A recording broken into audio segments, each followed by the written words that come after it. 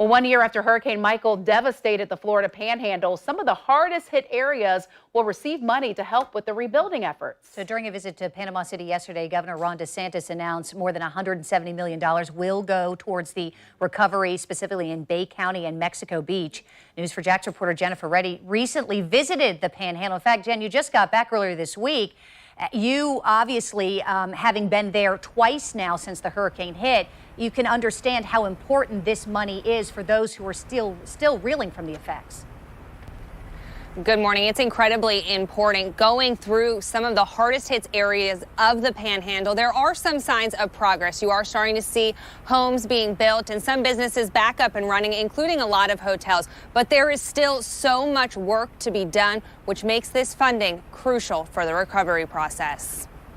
1 year after Hurricane Michael ripped through the Florida Panhandle, there are signs of progress and hope.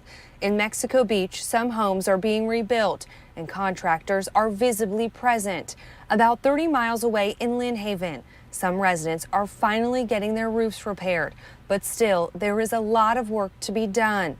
The storm damaged about 60% of the homes around Panama City, and today some are still untouched and people are living in RVs.